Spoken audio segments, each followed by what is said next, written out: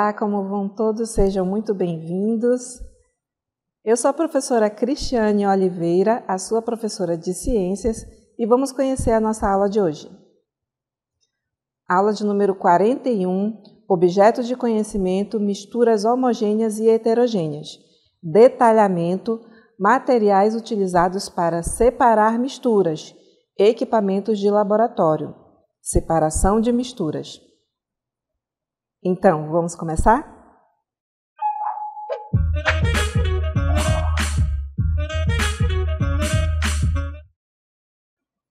Então, estamos de volta aí na nossa aula de ciências, num local bem diferente, né? Para alguns pode ser uma novidade, para outros é um local bem familiar. Então, vocês conhecem esse local? Vou dar uma pista, é nele que faz-se a produção de farinha. Isso mesmo, né? A farinha ela é muito consumida na culinária da região norte, né? Ela tem aí um forte uso na culinária e ela é produzida em locais como esse, né? O nosso Tapiri. Né? Nós temos um forno aqui do lado, aqui a professora tem um forno, tem que ter até cuidado para não encostar muito nele, porque geralmente ele é aquecido para ser torrada a farinha, né? E ela passa por todo um processo. Mas o que isso tem a ver com o nosso tema de hoje? Nós vamos falar sobre misturas e separação de misturas. Isso mesmo, né? A gente já conheceu os tipos de mistura, já aprendeu a classificar e hoje nós vamos entender como é que se faz a separação de misturas. E tem processos aqui presentes nessa situação aqui, nesse tapiri, né? Onde a gente tem a produção da goma, da farinha de tapioca, e nesse processo você pratica já a separação de misturas, né? Você que está familiarizado, né? Que faz parte aí da sua rotina, né? Na sua comunidade, quando você faz o processo de fabricação da farinha, você está fazendo uso de algumas separações de misturas, das quais nós veremos hoje. É claro que com terminologias técnicas, mas antes de mais nada, né, para quem conhece a produção de farinha, ok, mas para quem não conhece, vamos ver como é que acontece essa produção? Plantio e crescimento. Nossa história começa na terra fértil, onde raízes de mandioca, abençoadas pela chuva e pelo sol, se aprofundam em busca de nutrientes. Colheita e transporte. Após meses de crescimento, chega a hora da colheita. Mãos experientes selecionam as raízes maduras, prontas para iniciar sua transformação. Descascamento e limpeza. Com cuidado e carinho, as raízes são descascadas e lavadas, liberando-as da casca áspera e da terra. Ralação. Em um ritmo constante, a rala transforma as raízes em uma massa úmida e fibrosa, liberando o amido que será a base da nossa farinha. O segredo do tipiti. Chegamos ao coração do processo. O tipiti, um instrumento ancestral de sabedoria indígena. Nele, a magia acontece. Com força e destreza, a massa é pressionada contra as paredes do tipiti, separando o líquido precioso chamado tucupi da goma úmida e rica em amido. Secagem e torragem. Sob o sol ardente ou em fornos aconchegantes, a goma úmida se transforma, perdendo a umidade e ganhando textura. Em um ritual de aromas e sabores, a goma torrada libera seus aromas e intensifica seu sabor, preparando-se para a etapa final. Peneiração e embalagem. Com cuidado e precisão, a farinha é peneirada, removendo grumos e revelando sua textura fina e macia. Degustação e usos. Mais do que um alimento, a farinha de mandioca é uma tradição, um símbolo de união e da generosidade da terra.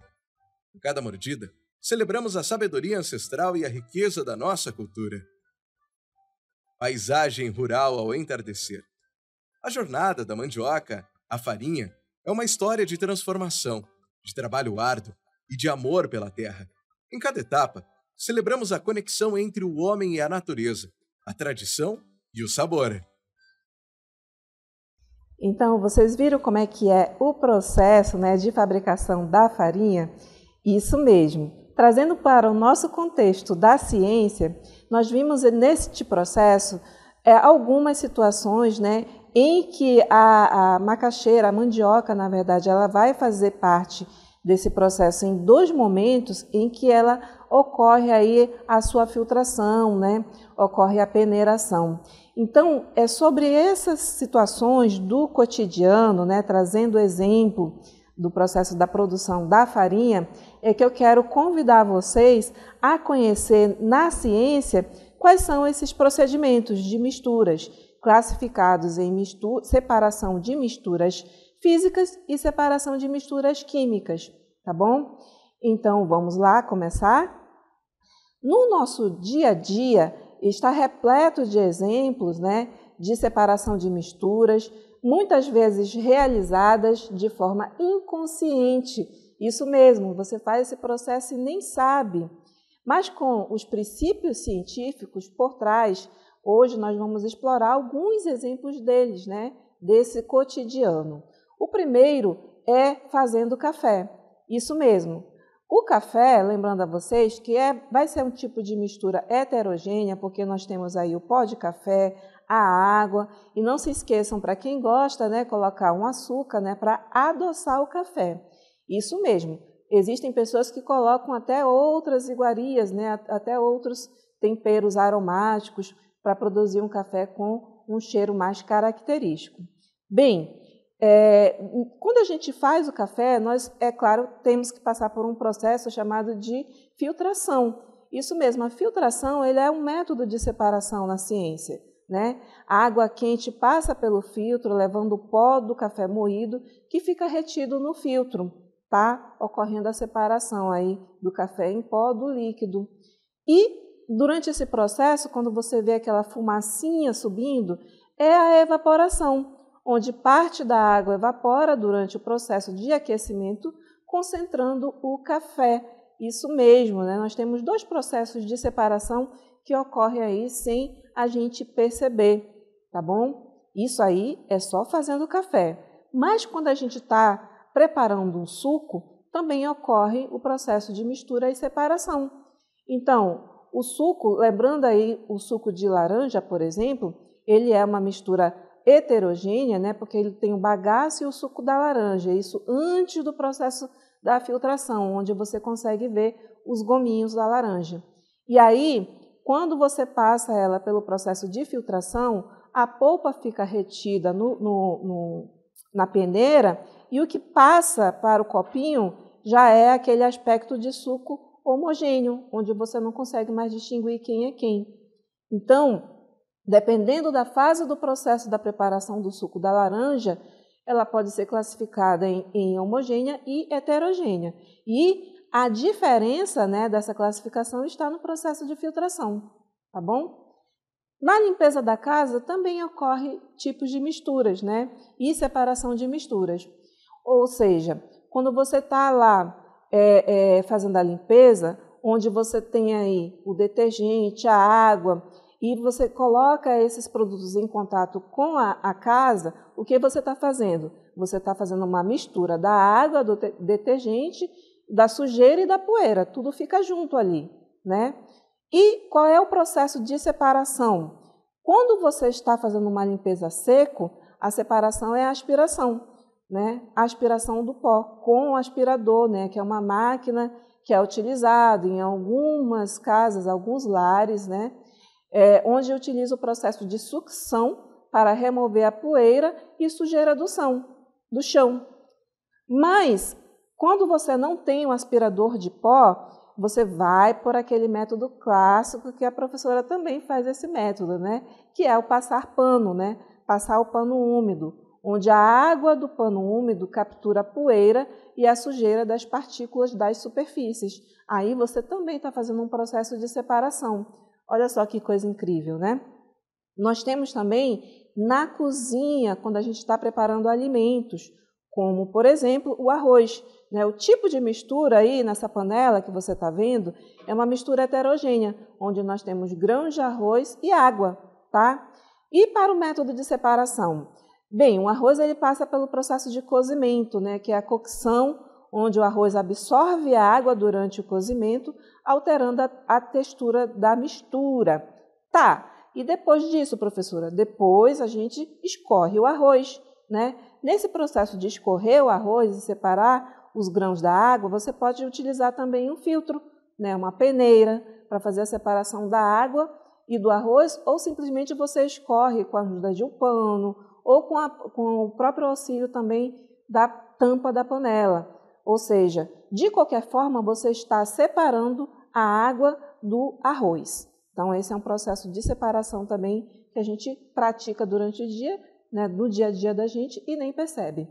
Mas nós temos também um outro processo, que é o de tomar banho. Isso mesmo, você que está nos assistindo aí, você brasileiro, viu? O brasileiro adora tomar banho. E o amazonense que está aí na beira do rio não perde a oportunidade de tomar banho aí no rio, né? Ou na beira de um igarapé, ou mesmo de um lago. Bem, o tipo de mistura que ocorre é a mistura heterogênea, onde nós temos o suor, a poeira e a água se misturando no processo do banho, tá bom? Então, a separação ela começa com enxágue, né? Onde a água corrente, né, remove o suor, a poeira e outras impurezas da pele. Mas também, quando você faz uso de produtos de limpeza, como, por exemplo, o sabão, o sabonete ou o shampoo, né, as moléculas desse produto elas vão emulsificar, né, emulsificar a gordura, o óleo presente na pele, tornando possível a remoção da sujeira, porque a pele com a gordura, somente com a água não seria possível retirar. Então, nós precisamos de um produto químico com uma ação detergente, né? Uma ação que tem aí uma característica dentro da química chamada de anfipática, onde esse detergente ele vai agir com o óleo, formando essa emulsão, né? Que a gente percebe quando você está se ensaboando e formando aquela espuma. E aí se torna possível fazer a remoção da sujeira com o auxílio da água, porque a substância, né, que foi misturada aí com o óleo, ela é anfipática, ela reage tanto com a gordura quanto com a água, tornando possível a remoção da sujeira, né, onde tem ali presente na superfície da pele a gordura, o óleo, né, que sai através do suor. Né, uma característica bem interessante, né, uma química acontecendo ali no seu corpo e às vezes você nem percebe. Mas agora com a nossa aula você vai entender que durante o nosso dia, durante a nossa rotina, os nossos hábitos, nós praticamos misturas e processo de separação de misturas continuamente. Nós temos aí também o processo de preparar um achocolatado, né, beber o leite com chocolate em pó, por exemplo, né, onde o tipo de mistura é homogênea, né, a mistura com o chocolate em pó e o leite, tá bom? Isso é claro que o chocolate em pó não em excesso, porque se tiver em excesso e depositar, ela já não vai ser mais homogênea. Então, nos métodos de separação, esses aí ocorrem dentro do corpo da gente, isso mesmo, durante o processo da digestão. No processo digestivo, o corpo separa os nutrientes do leite e do chocolate em pó, que são absorvidos pelo organismo. Isso mesmo, gente. O próprio corpo, né, carece de fazer a separação dessas misturas. Por quê? Porque você não consome o alimento, né, e ele simplesmente passa para a corrente sanguínea. Ele precisa ser quebrado em partículas bem pequenas, ser separado, né, o líquido da parte residual, da parte sólida. O líquido ele vai ser absorvido por uma parte do corpo, a parte sólida por outra. Mas, enfim, todos os nutrientes vão parar no sangue e daí ser distribuído para todo o corpo humano. Então, quando a gente está fazendo o processo de digestão, a gente também está fazendo o processo de separação. Olha só como a natureza é perfeita também até dentro do corpo humano. Então, esses processos, né, são apenas alguns exemplos de como os princípios da ciência da separação de misturas estão presentes em nosso dia a dia. Lembre-se, a ciência ela está presente em tudo ao nosso redor. Basta estarmos atentos para observá-la. Mas para separarmos esses componentes de uma mistura, né, os materiais e equipamentos utilizados dependem do tipo de mistura e das propriedades desses componentes. De maneira geral, nós podemos dividir esses métodos de separação em dois grupos, os físicos e os químicos. E é agora que a gente vai ver o primeiro deles. Vamos conhecer alguns métodos de separação de misturas, a começar com exemplos de métodos físicos de separação, tá bom? Então, vamos conhecendo, além dos métodos, os instrumentos utilizados e alguns exemplos das substâncias que estão sendo utilizadas para separar. A começar, nós temos aí um balão de decantação. E isso mesmo, balão de decantação é um instrumento muito utilizado nos laboratórios, né? E nesse instrumento aí, né, vocês utilizam aí as propriedades da densidade, né,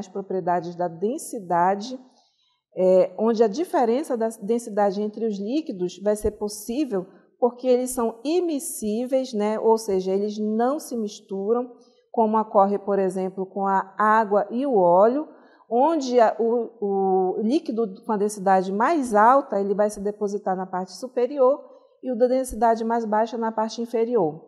Aí nós temos, né, uma torneirinha com registro, quando você girar, vai cair o quê? Vai cair o líquido com a densidade mais baixa, e aí você verte de novo o registro e cessa o processo de separação. Está feita a separação dos líquidos pelo processo de decantação. Isso mesmo. Mas nós temos também a utilização de outros instrumentos, né? A decantação ela pode ser utilizada aí para separar a areia da água, a separação do óleo da água, como a professora falou, né? E os instrumentos utilizados foram um funil de decantação e o becker. Isso mesmo. Para o outro processo de separação física, nós temos o processo de filtração, como que acontece aí quando você usa o filtro do café, tá bom? Separação de sólido insolúvel, né, de líquido ou de gás. Essa mistura passa por um filtro que retém o sólido, enquanto o líquido ou o gás passa livremente. Isso mesmo, né? No processo de preparação do café, onde você vai coar, você está fazendo o processo de filtração. Você pode filtrar a água com filtro de papel, né? E os equipamentos do laboratório utilizados são funil, né? O mesmo funil que a gente usa em casa, mas ele vai ter também uma outra natureza, né, química, pode ser de metal ou pode ser de vidro. Nós temos aí o papel filtro e, em algumas situações, o uso de bomba de vácuo, né, que é opcional. Esse é o processo de filtração. E nós temos a centrifugação, que é um processo onde acelera a sedimentação de partículas, né, de suspensas em um líquido, fazendo essa separação através da força centrífuga. Ela é útil, por exemplo, para separar partículas muito pequenas ou quando a decantação é lenta, tá bom?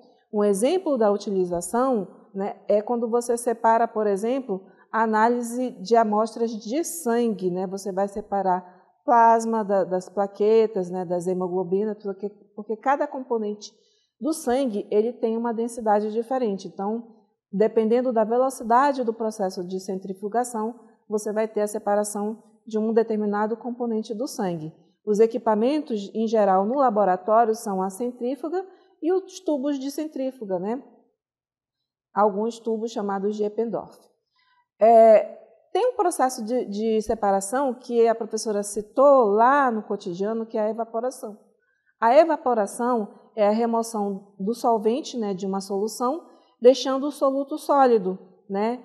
O solvente ele é aquecido até o seu ponto de ebulição e evapora, enquanto que o soluto permanece no recipiente. Um exemplo bem clássico, né, é o processo de dessalinização de águas, né, de águas litorâneas, de água salgada, onde nesse processo a água ela é aquecida, né, ela evapora e o que fica como resíduo é o sal. Isso mesmo, o sal concentrado, né?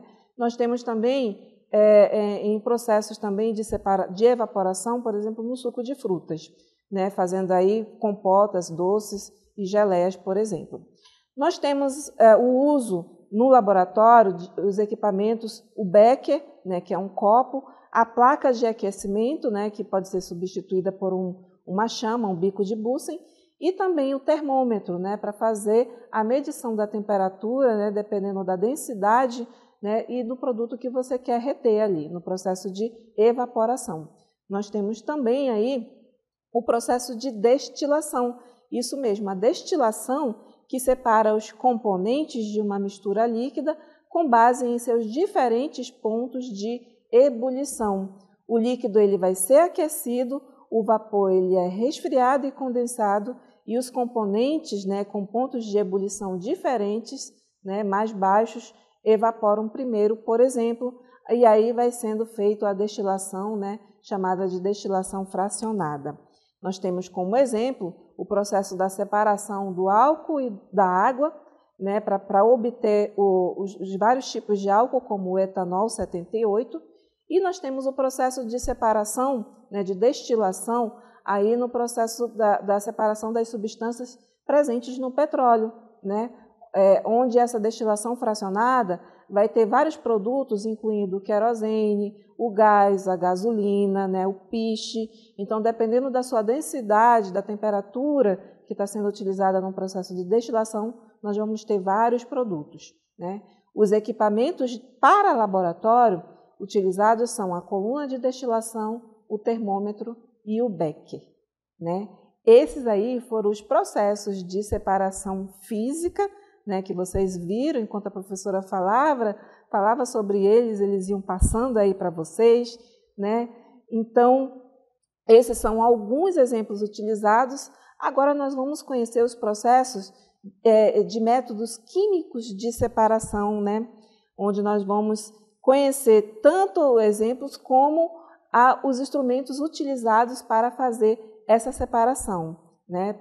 Dando aí exemplo dos equipamentos de laboratório, mas também dando exemplos de equipamentos que vocês podem utilizar em casa, né, quando o método ultimamente usado bastante no cotidiano.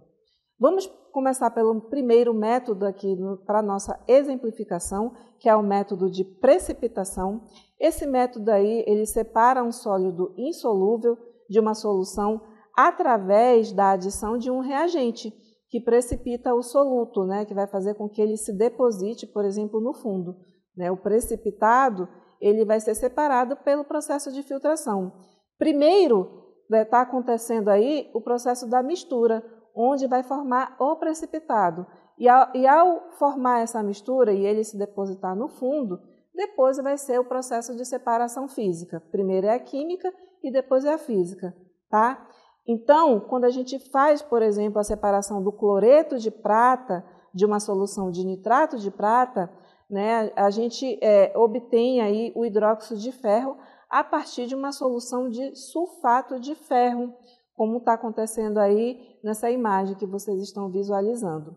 Os equipamentos utilizados, né, são o becker, a proveta graduada, pode ser utilizado espátula, o papel filtro e o funil, por exemplo, né? E nós temos aí nessa imagem, além de tudo que a professora falou, né, esse instrumento aí que está contendo líquido que é chamado de Erlenmeyer, tá bom? Mas nós temos um outro processo de separação química, que é a extração. Bem, a extração ela separa um soluto de uma solução usando o solvente immiscível como solvente original, né? O solvente com o soluto extraído é separado pelo processo de decantação ou separação. O que quer dizer, professora? Parece muito a separação física, sim, mas primeiro, essas duas substâncias que estão aí no balão de decantação, elas vão ser agitadas, né? Vai se formar uma substância emulsiva e depois desse processo, que é a separação química que está ocorrendo a partir do momento que você agita, você espera, né, se depositar aí as diferenças de densidade para depois fazer a separação física. Primeiro é a química e depois é a física. Neste processo, nós temos aí a extração da cafeína do café, com o uso do clorofórmio, né? E depois, né, nós temos como exemplo a separação do óleo vegetal da água utilizando o hexano. Nós temos 2 métodos de separação química seguido de física através da utilização dos mesmos instrumentos que nós vimos anteriormente lá no método de separação física, tá bom? E os equipamentos, lembrando mais uma vez, funil de separação, Becker, mas agora acrescentando o separador de fases. Temos na destilação fracionada aí o processo de separação química dos componentes, né, de uma mistura líquida com pontos de ebulição próximos, né, utilizando uma coluna de fracionamento. Os exemplos são a separação dos compostos do petróleo, que a professora citou anteriormente, né, produzindo diferentes tipos de álcool. Então, enquanto que no exemplo anterior nós tínhamos diferentes tipos de produto do petróleo, aqui dentro do mesmo produto álcool nós temos diferentes tipos, né, dessas substâncias aí no processo de separação. Os equipamentos utilizados são os mesmos, a coluna de fracionamento, o termômetro e o Becker, quando é feito em laboratório. Mas em locais onde existe uma grande quantidade aí de petróleo, o procedimento já é um pouquinho diferente, como vocês vão ver na imagem aí. Então, nos locais de refinaria do petróleo, nós vamos ter verdadeiros tanques enormes, né, onde vai haver o processo da separação, da destilação fracionada, obtendo diferentes tipos de produtos, por exemplo, aí, a partir da destilação do petróleo, onde vocês podem observar esses produtos aí, a gasolina, o querosene, o óleo lubrificante, o gás, né, a nafta, né, que vai formar a naftalina, o óleo diesel, o óleo combustível e o residual que vai ser utilizado como asfalto, por exemplo. Mas na química nós temos um outro processo de separação chamado de cromatografia. Isso mesmo, né? Esse processo ele separa os componentes de uma mistura com base em suas diferenças, né? Diferentes afinidades por uma fase estacionária e uma fase móvel, né? Essas afinidades têm muito a ver aí, por exemplo, com o tamanho das moléculas utilizadas nesse processo de separação. É utilizado para misturas complexas de compostos orgânicos, por exemplo. Nós temos aí a análise de pigmentos em tintas, nós temos a identificação de compostos em medicamentos. Então, quando nós temos aí as misturas mais complexas, contendo aí uma quantidade muito pequena ou com moléculas muito difíceis de serem separadas, através de procedimentos citados anteriormente, nós utilizamos o processo da cromatografia. A exemplo, nós temos aí o equipamento, né, que é a coluna de cromatografia, né, e o material adsorvente e os solventes. Né? Dependendo das substâncias, nós temos aí o exemplo de vários tipos de misturas, né, com tamanhos diferentes, né, com natureza química diferente, onde eles vão passar por esse processo aí de separação chamada de cromatografia. Então, gente, a escolha do método de separação, lembrando mais uma vez, ela depende muito, né, das propriedades dos componentes da mistura. Então, é importante você ter um estudo prévio da natureza química das substâncias para você saber se você pode empregar tanto a mistura química quanto a mistura física ou separadamente elas, né? E também depende da escala da operação, né, e o grau de pureza dessa substância que você quer obter. Esses foram os métodos de separação dentro do laboratório, né, dentro de uma indústria, ou às vezes acontece também até dentro de casa. Mas o importante aqui é lembrar, né, que dependendo do tipo de mistura, de substância, de separação, né, isso não está muito distante daquilo que a gente já conhece, daqueles exemplos que a gente está vendo, está visualizando no dia a dia, ou até mesmo faz uso de um produto que passou por esses processos. Como a professora mostrou aqui, por exemplo, uma coisa bem da rotina do homem do norte, da mulher do norte, né, das nossas comunidades, o processo aí das misturas e separações que acontecem na produção da farinha de mandioca. Gente, Eu espero que vocês tenham gostado aí da nossa aula de ciências e até a próxima!